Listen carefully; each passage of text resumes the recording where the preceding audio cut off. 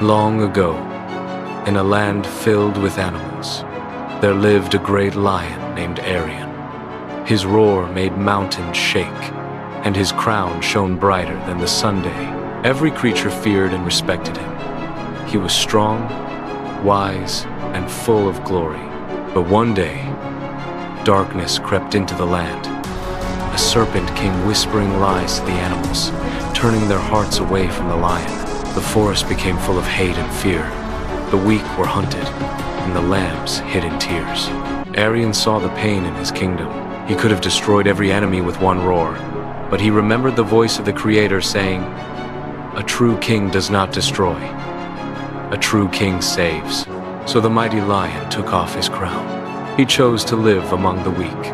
He helped the hurting, carried the lost, and protected the helpless. The animals laughed. A lion serving lambs? They mocked.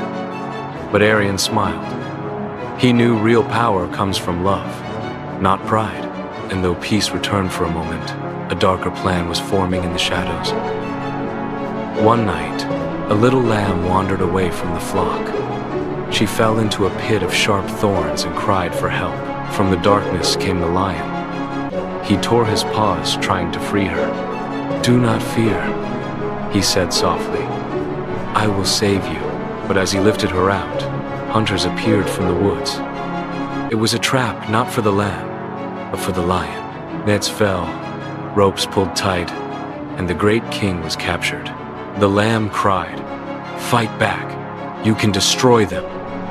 The lion looked at her and said, "Love doesn't kill to show its power. Love gives itself to save others." They dragged him through the mud.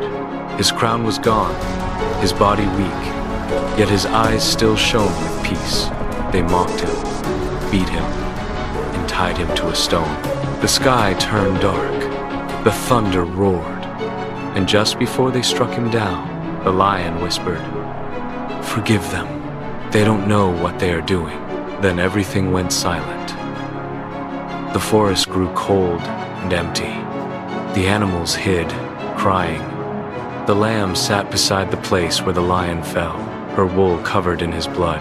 Days passed. Hope was gone. The light of the kingdom had died. But deep inside the mountain where the lion was buried, something began to move. A heartbeat, a tremor, then light. The earth shook, rocks broke, and the tomb burst open with fire from heaven.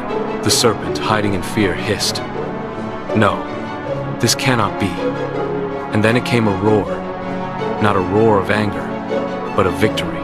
It rolled through the valleys, over the mountains, into every dark place. The Lion of Glory had risen again. Death was defeated. Darkness was crushed. The Lamb looked up and saw him alive, shining brighter than the Sunday. The scars on his paws glowed with light. He smiled, and the whole world began to heal. The lion stood on the highest hill. The animals gathered before him, wolves, birds, lambs, even the smallest creatures. His mane blazed with golden light. He spoke gently. "The kingdom you lost through hate, I have restored through love." The serpent fled, unable to face his light. The lion turned to the lamb and said, "You were once lost, but now you are found. You were afraid, but now you are free." From that day, peace returned to the land. The wolf lay beside the lamb. The strong helped the weak. The whole forest was filled with joy and singing. And whenever the creatures gathered, they sang one song, "Behold, the Lion of Judah, the King who became a servant, the Lamb who gave his life and rose again." Every roar from the mountain reminded them of one truth. Real power is love, the love that gives itself to save others.